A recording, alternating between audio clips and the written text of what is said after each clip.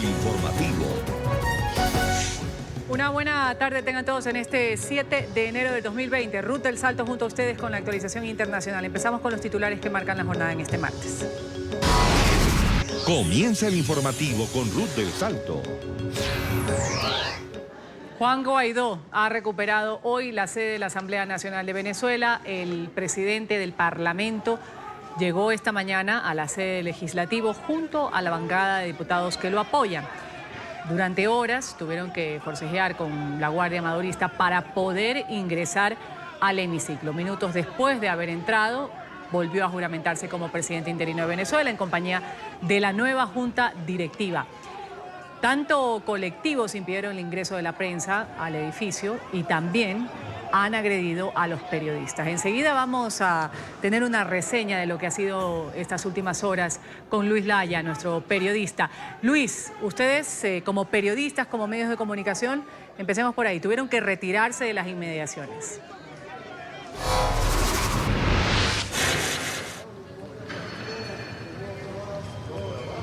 Hola Ruth, muy buenas tardes. Ya hasta ahora, desde acá, desde Caracas, pues sí, ha sido una mañana, un inicio de este día martes sumamente complicado. Efectivamente tuvimos que retirarnos de las inmediaciones del Palacio Federal Legislativo. Fuimos junto a todos los medios de comunicación que estábamos en la parte exterior del Parlamento, agredidos o intentados agredir por grupos colectivos del régimen de Nicolás Maduro. Tuvimos que correr nosotros, nada más nuestro equipo, acompañado de buena parte de los medios de comunicación, tuvimos que correr al menos 9 cuadras para poder estar a resguardo. Tuvimos que llegar desde el Parlamento Nacional hasta la Avenida Bolívar, una distancia de 9 cuadras en las que fueron corridas intermitentes, evitando ser agredidos. En el interín fueron agredidos al menos 4 equipos de prensa, 4 periodistas, Michael Iriarte de TV Venezuela, un medio nacional, también Manuel Covela de Venevisión, fueron agredidos, fueron robados sus efectos personales, principalmente los teléfonos y algunas otras cosas que tenían. Y Francesco Maneto, corresponsal del País de España, acá en la ciudad de Caracas, fue agredido, fue lesionado. Hasta el momento, sabemos que no fue una agresión mayor, gracias a Dios, pero sí fue lesionado y tuvo que ser retirado del lugar. Otros periodistas tuvieron que esconderse en locales comerciales, en edificios en donde la gente nos dio resguardo. Gracias a Dios, algunas personas que estaban en la calle nos ayudaron a correr, nos ayudaron a intentar resguardarnos. Los que no hicieron nada fueron los cuerpos de seguridad. La Guardia Nacional y la Policía Nacional Bolivariana se quedaron viendo lo que ocurría. Nosotros les decíamos que hicieran respetar su autoridad, que hicieran valer la legalidad, que pusieran coto a la situación que estaba ocurriendo y nos decían corran, que es lo que tienen que hacer. Esa fue la respuesta de algunos funcionarios policiales. Esa es parte de la situación que vivimos a las afueras del Palacio Federal Legislativo, una situación indignante que se vivió el día de hoy. Lo que sí ocurrió fue que Juan Guaidó y más de 100 diputados que lo acompañaban a las afueras del Parlamento pudieron ingresar. Tuvieron que saltar al menos 2 o 3 barricadas. Las primeras con pocos funcionarios que impedían el paso de los vehículos, pudieron atravesarlas con algunas complicaciones, pero pudieron atravesarlas y luego de llegar a las afueras del Palacio Federal Legislativo y pues batallar por algunos minutos con los funcionarios de la Guardia Nacional Bolivariana, pudieron ingresar. Juan Guaidó pudo llegar al hemiciclo de sesiones del Parlamento y a pesar de que les fue cortada la electricidad para que no pudieran hacer nada adentro, se juramentó. Veamos el momento en el que esto ocurría y lo que decía Juan Guaidó en ese instante. Veamos. Ciudadano Juan Gerardo Guaidó Márquez, juras cumplir con la Constitución venezolana, juras cumplir con la ley, juras cumplir con los más altos preceptos de la venezolanidad para ejercer de manera interina como encargado la presidencia de la República Bolivariana de Venezuela. En nombre de los que no tienen voz, en nombre de esas madres que lloran a sus hijos en la lejanía, en nombre de los maestros que hoy luchan, de las enfermeras, de los estudiantes, en nombre de los presos políticos que hoy no tienen voz, hoy sobre esta Constitución que haremos vivir, renacer. No habrá más hablar de muerte, sino de vida en Venezuela. En nombre de Venezuela, juro cumplir con los deberes de presidente encargado y buscar solución a la crisis para vivir con dignidad, prosperidad y recuperar la normalidad en Venezuela. Si así lo hiciere, que Dios y la patria. Si así lo hiciere, que Dios y la patria lo premien. Lo demás no lo diremos, no es necesario. ¡Lo juro!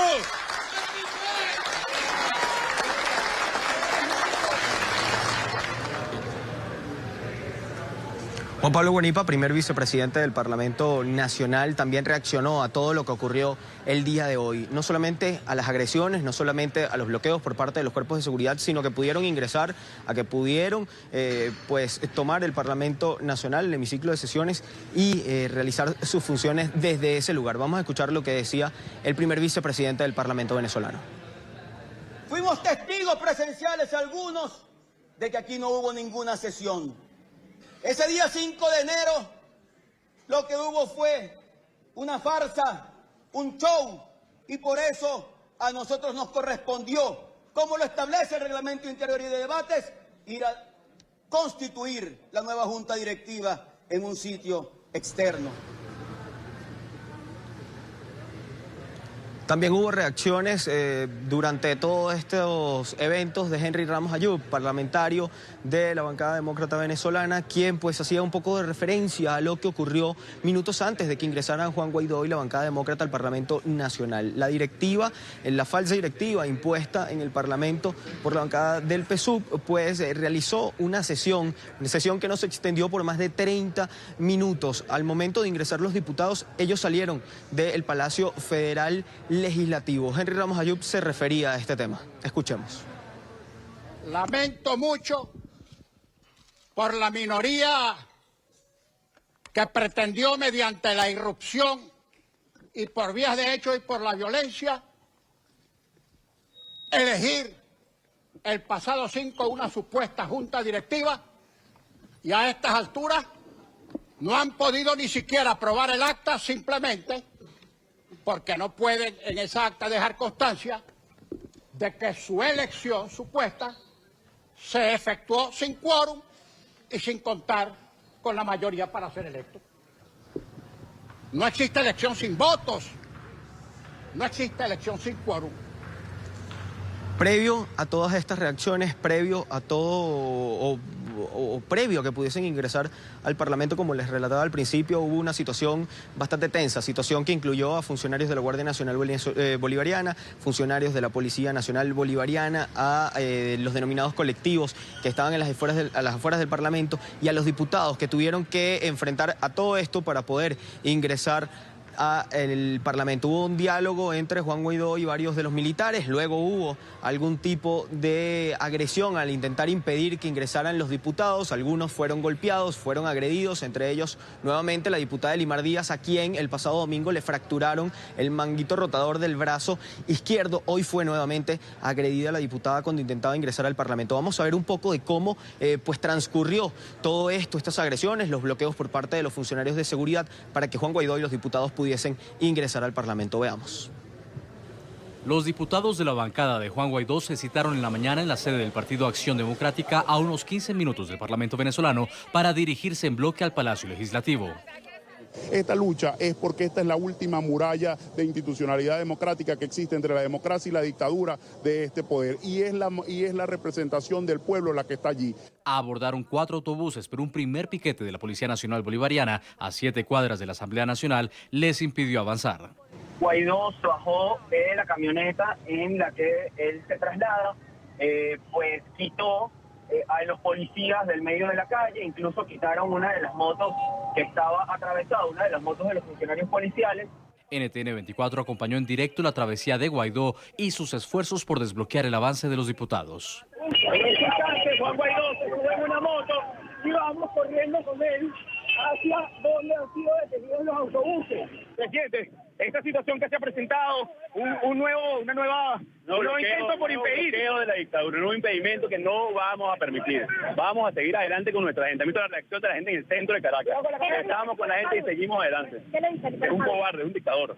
Uno tras otro lograron superar el bloqueo de los uniformados en la vía, a veces con apoyo del equipo de los diputados y transeúntes espontáneos. Guaidó emprendió su camino a pie y una media hora después de iniciar el recorrido llegó al Palacio Federal, donde lo esperaba un fuerte despliegue de seguridad.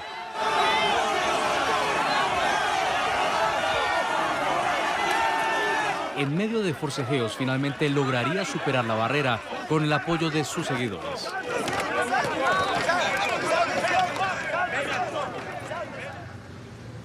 Pues bueno, al concluir esta sesión que pudieron realizar los diputados de la bancada demócrata encabezada por Juan Guaidó, luego de que se juramentara en el Palacio Federal Legislativo y de que realizaran una también breve sesión ante las interrupciones del servicio eléctrico que fueron pues realizadas en el Parlamento Nacional y toda la situación de violencia que se generó, también hubo dos situaciones. Al momento de retirarse la bancada demócrata del Parlamento, al momento de salir Juan Guaidó y los diputados, fue activada una bomba de gas lacrimógeno o gas pimienta en las afueras del Palacio Federal Legislativo. Hubo un nuevo encontronazo en el que fueron atacadas camionetas, en el que fueron atacados los diputados. Hubo esta situación en la que los cuerpos de seguridad activan esta bomba lacrimógena, presumiblemente por lo que ocurría en el momento y pues se generaba esta situación, esta nueva situación de violencia, es decir, fueron varias.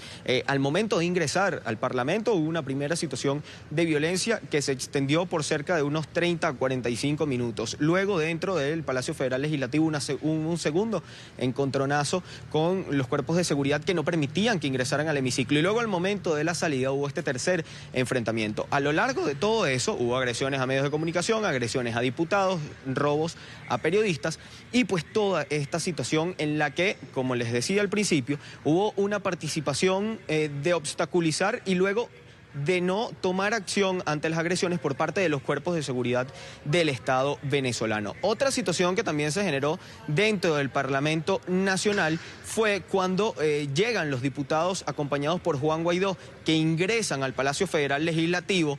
Se retiraban los diputados del Partido Socialista Unido de Venezuela y los diputados que antes pertenecían a la oposición, a la bancada democrática venezolana, que se retiraban también del Parlamento Nacional. Básicamente lo hicieron corriendo. Se ve en las imágenes cuando Luis Parra, José Brito, el diputado Noriega y el diputado Duarte, entre otros, acompañados por otro grupo de personas. Es decir, estos son la nueva directiva, la falsa directiva que fue armada dentro del Parlamento Nacional. Ellos salían corriendo del hemiciclo, salían corriendo del Palacio Federal Legislativo. Una actitud similar pudimos observar nosotros desde afuera con los diputados de la bancada del Partido Socialista Unido de Venezuela, que salieron todos hacia la parte norte del Palacio Federal Legislativo, es decir, hacia la Plaza Bolívar. Nosotros estábamos hacia el lado sur del Palacio Federal Legislativo, ellos salían hacia la Plaza Bolívar de Caracas, es decir, por el norte del Parlamento Nacional, y se retiraban. Llamativa la salida de los diputados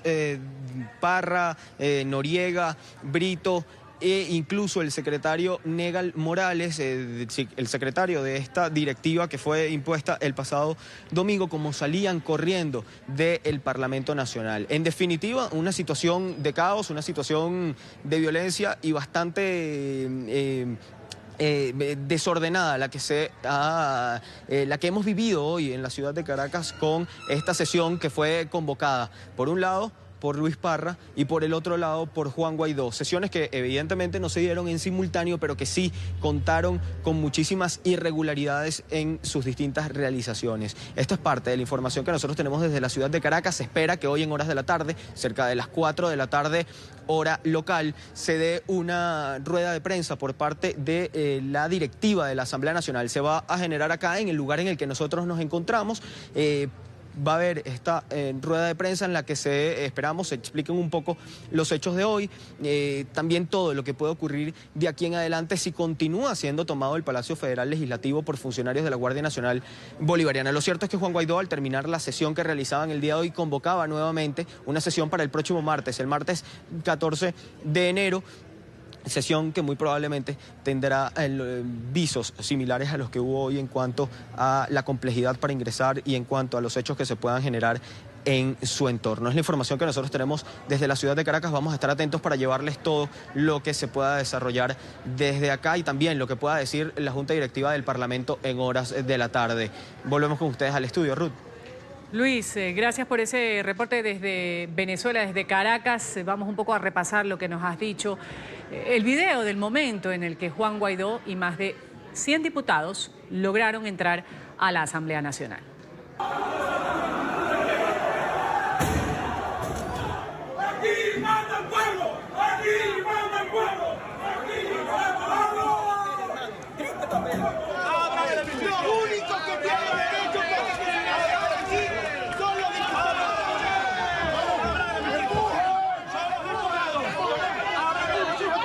A empujones, ahí los legisladores lograron abrir una de las puertas del Palacio Legislativo. Los efectivos que estaban impidiendo el ingreso al lugar, pues salieron corriendo en un momento determinado. Los diputados ingresaron y gritaban arengas para celebrar el haber podido entrar a la sede, cosa que no pudieron hacer el domingo pasado.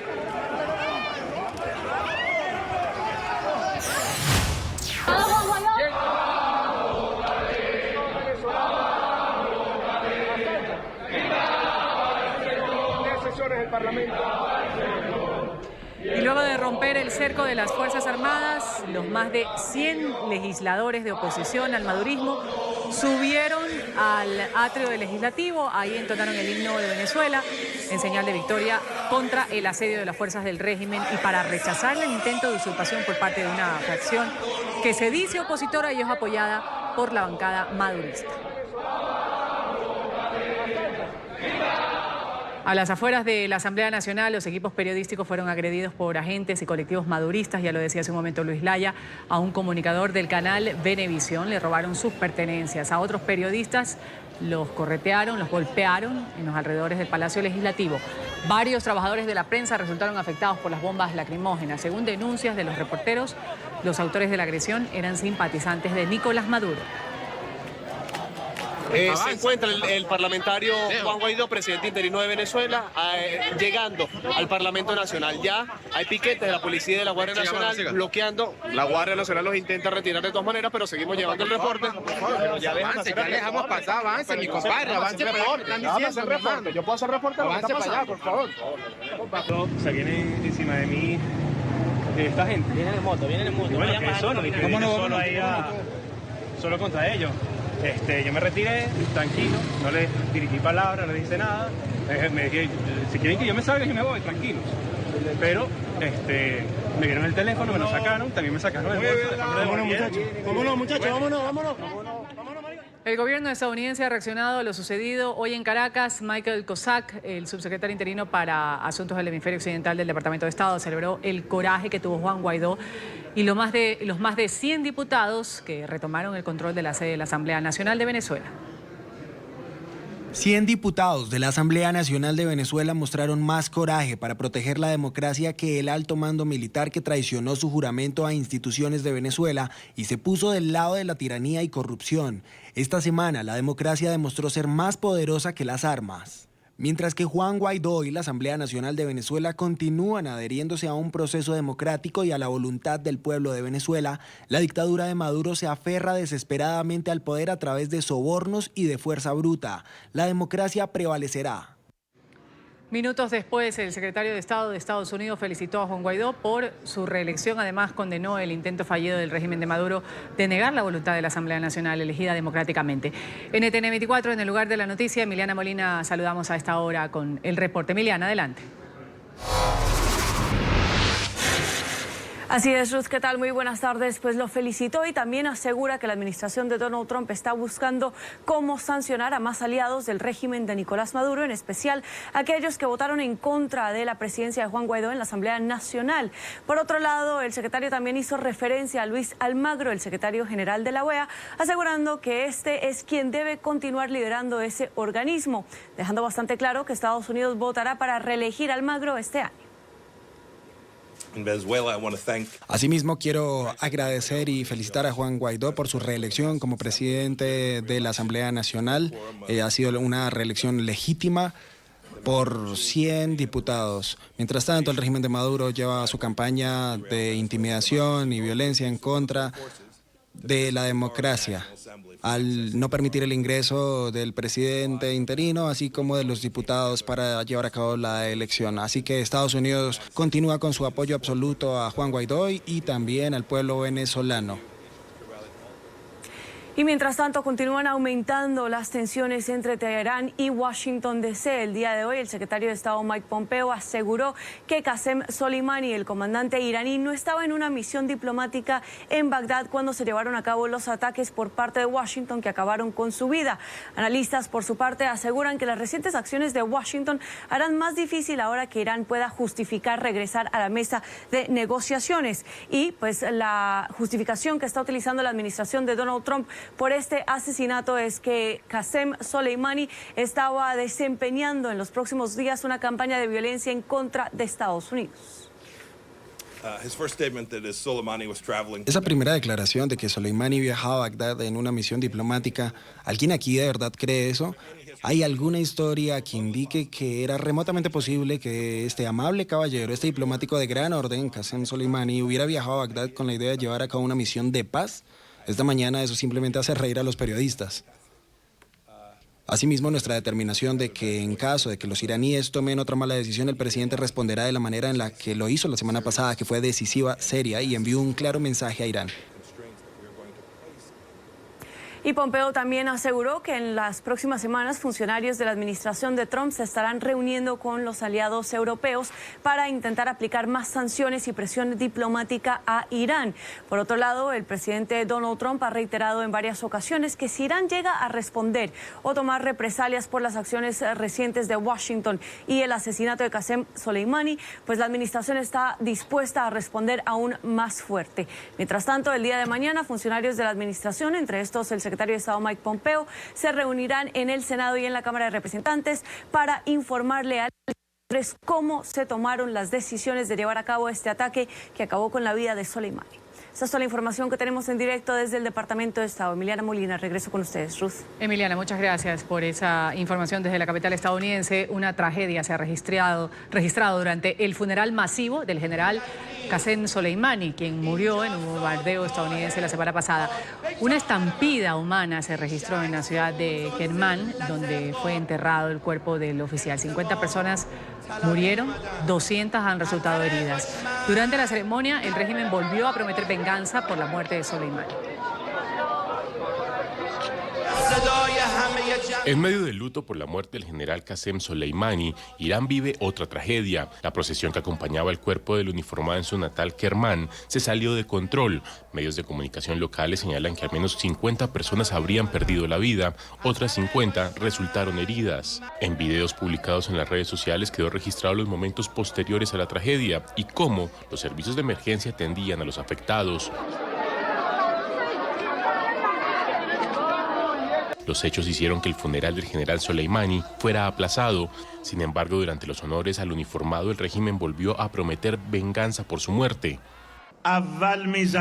Digo la última palabra primero. Nos vengaremos.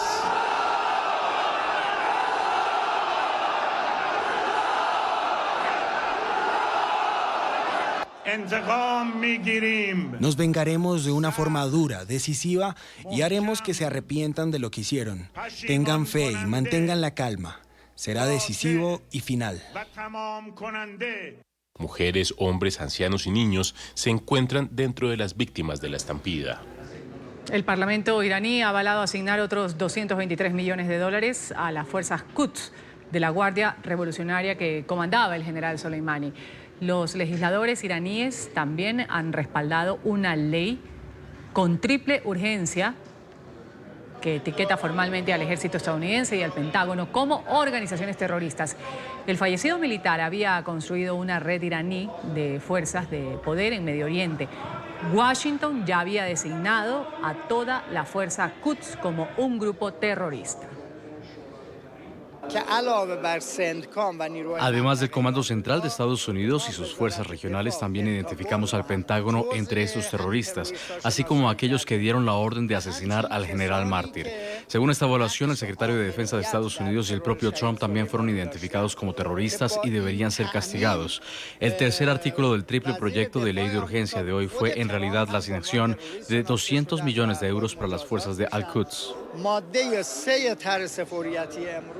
Frente a la posibilidad de represalias por parte de Irán a lugares estratégicos en Estados Unidos, se han incrementado las seguridades en bases militares y en puertos marítimos. Las propiedades del presidente Donald Trump también son fuertemente custodiadas. NTN 24, en el lugar de la noticia con Paola Serna. Paola.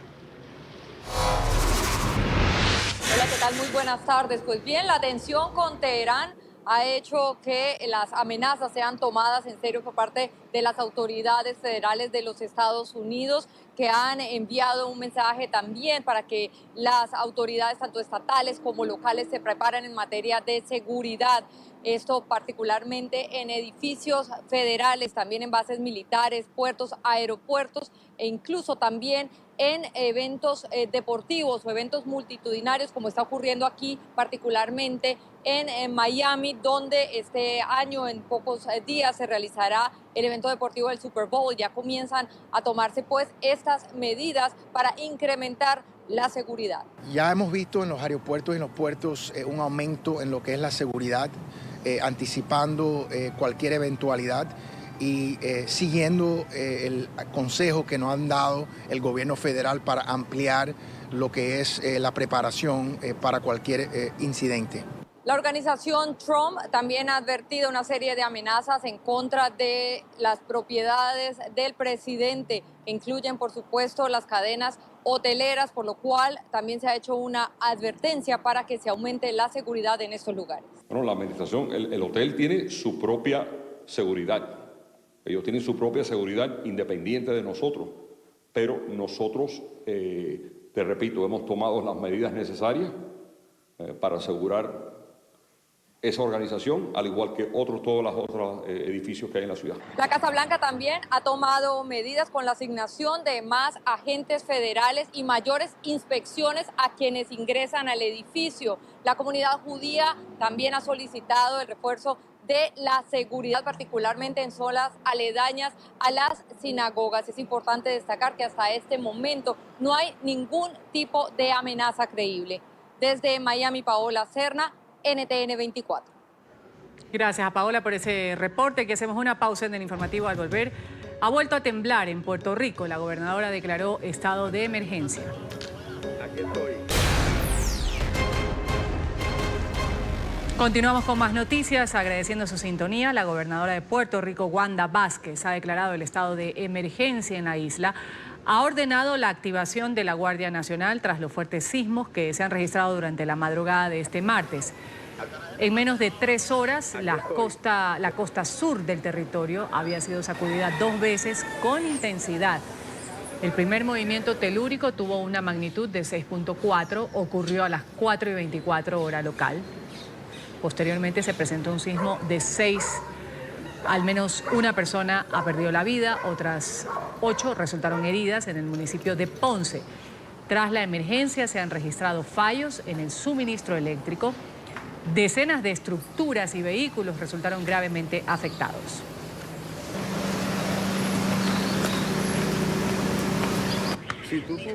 Polémica declaración del presidente de Brasil, esta vez desde las puertas de su residencia oficial. Jair Bolsonaro ha dicho que pondría a los periodistas brasileños bajo cuidados del Instituto de Medio Ambiente, porque según él son una especie en extinción. El mandatario manifestó así su ira después de que un conocido portal web afirmara que Bolsonaro utilizó recursos de un fondo público electoral para su última reelección como diputado en el año 2014. Dijo que el portal utilizó información errada para redactar este artículo.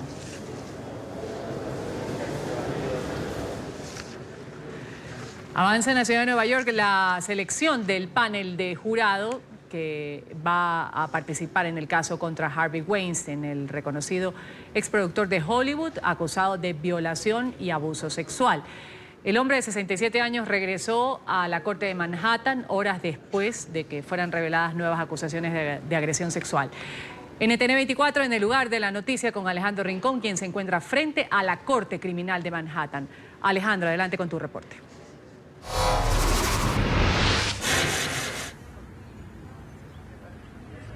Hola Ruth, televidentes del Canal de las Américas, buenas tardes. El inicio de la selección de jurados en el caso contra Harvey Weinstein ha estado marcado por un giro dramático en el interior de la sala del juez James Burke a cargo de esta causa. En un momento cuando eran entrevistados los potenciales jurados, el magistrado se dio cuenta de que el acusado estaba empleando su teléfono móvil para chatear, algo que despertó el malestar de ese juez, quien le increpó diciendo que si quería ser puesto en prisión y además que si deseaba que la justicia le revocara la fianza que le ha sido autorizada para que todos los días el acusado pueda regresar a su casa luego de presentarse en corte. Justo ese fue el momento que mayor tensión generó durante esta primera fase de selección de jurados. Ese fue un momento adicionalmente de tensión, como se los menciono, que fue aprovechado por la Fiscalía para pedir directamente al juez a cargo de la causa que se llevara a prisión a Harvey Weinstein. Sin embargo, este diferendo terminó de resolverse cuando, por una parte, el juez decidió no llevar a prisión a Harvey Weinstein, pero eso sí, enviándole un fuerte llamado de atención diciéndole que no puede utilizar su teléfono móvil en tanto que esté dentro de la sesión. Paralelamente, antes del inicio de este proceso de selección de jurados, que es muy importante para esta causa, entregó declaraciones Donna Rotundo, quien es la abogada de Harvey Weinstein, pronunciándose específicamente sobre el proceso de selección de jurados y sobre un elemento que marcará a futuro este caso. Fíjense primero en lo que tuvo que decir la representante legal de Harvey Weinstein.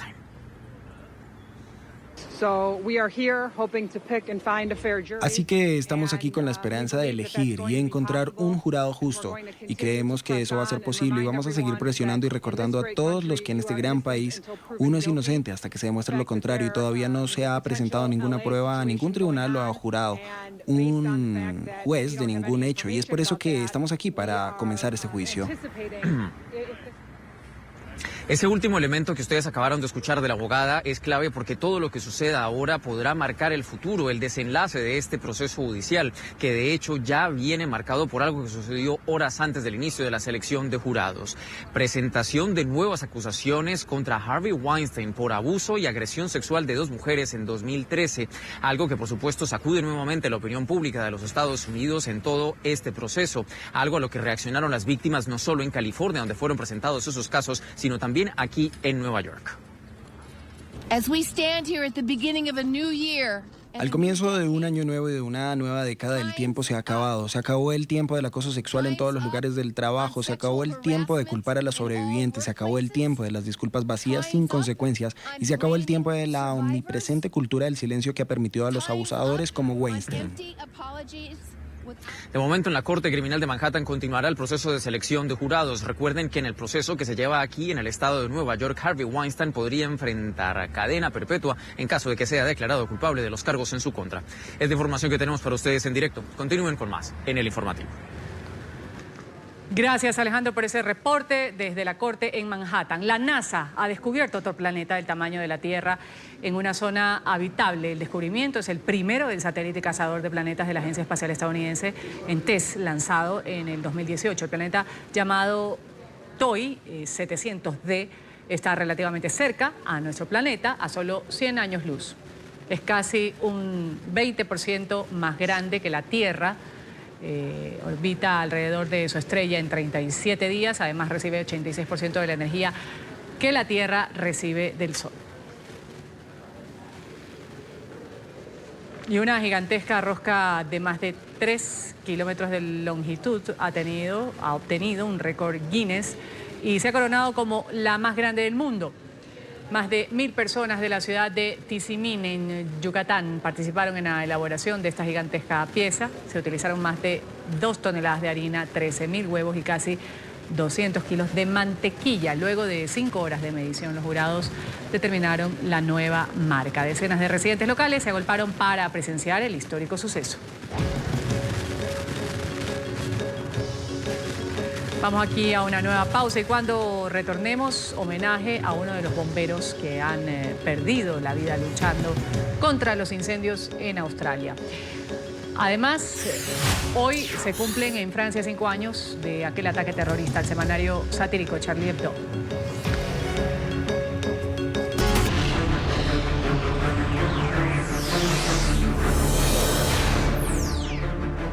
Después de 2 elecciones generales en España y más de 18 meses de encabezar un ejecutivo en funciones, el socialista Pedro Sánchez ha sido investido formalmente presidente del gobierno, poniendo fin a 1 año y medio de crisis política. El Parlamento ha obtenido 167 votos en la segunda votación desde el domingo, marcando así el resultado más ajustado en la historia. Sánchez se prepara ahora para formar el primer gobierno de coalición de la democracia. Al haberse alcanzado el voto favorable de la mayoría simple de los miembros de la Cámara, queda otorgada la confianza al candidato don Pedro Sánchez Pérez Castejón. Fin al estancamiento político en España. Pedro Sánchez consiguió este martes el respaldo suficiente del Congreso para liderar un gobierno de coalición con el partido izquierdista Unidas Podemos. Tras casi un año ejerciendo el cargo de forma provisional, el líder socialista logró la mayoría simple que necesitaba en la segunda votación de investidura, con una diferencia de tan solo 2 votos, y que alcanzó gracias al apoyo de pequeños partidos regionales. Sánchez y su aliado Pablo Iglesias aseguraron que trabajarán para aumentar los impuestos a las grandes empresas y que se enfocarán en derogar parte de las reformas laborales del gobierno anterior. Muy contento, gracias, de verdad. Sin embargo, no todo será sencillo para la coalición, pues al no contar con una mayoría sólida en el Congreso, podría ser complicado para el bloque lograr la aprobación de nuevas leyes, por lo que sería necesario que negocien con otros partidos. Los socialistas obtuvieron la victoria en las 2 elecciones generales celebradas en 2019, pero estas no tuvieron resultados concluyentes y Sánchez tuvo que gobernar sin la posibilidad de impulsar sus políticas. En Australia, decenas de bomberos han formado una guardia de honor para despedirse solemnemente de su colega Andrew O'Dwyer, uno de los 3 voluntarios que han perdido la vida en los incendios que azotan al país. El hombre de 36 años murió el 19 de diciembre después de que un árbol cayera en su camino, el camión de bomberos en el que iba, y perdiera el control. El primer ministro Scott Morrison, quien ha enfrentado críticas por su respuesta a los incendios, ha asistido al funeral en Sydney. El fuego ha arrasado ya más de 8.6 millones de hectáreas. La emergencia deja 25 fallecidos. Hoy se cumple en Francia el 5º aniversario del ataque extremista islámico contra el semanario satírico Charlie Hebdo. Decenas de arreglos florales han sido llevados al lugar del atentado en honor a las víctimas de este suceso fatal. En este hecho, 12 personas murieron, 11 resultaron heridas.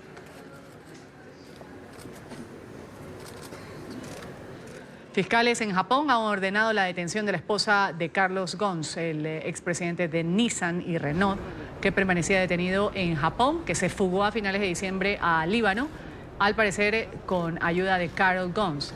El ejecutivo fue detenido en el 2018 por ocultar parte de sus ingresos y por trasladar a la empresa las pérdidas de sus inversiones personales. Actualmente el Líbano, que no tiene acuerdo de extradición con Japón. Joker, la cinta basada en el supervillano de cómic y protagonizada por el ganador de los Globos de Oro, Joaquin Phoenix, encabeza las nominaciones para los BAFTA, los galardones del cine británico, anunciados anoche en Londres. La cinta, dirigida por Todd Phillips, sobre el traumatizado antagonista de Batman, ha logrado 11 candidaturas, incluida la de mejor película que el año pasado ganó Roma. 1917, un relato sobre 2 soldados británicos que ganó el Globo de Oro al mejor drama, recibió 9 nominaciones.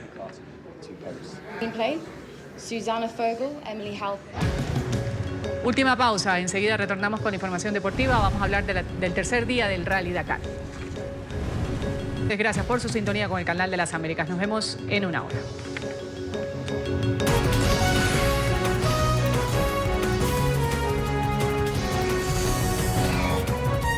A continuación, análisis de medios internacionales desde Washington, en Club de Prensa por NTN 24, el Canal de las Américas.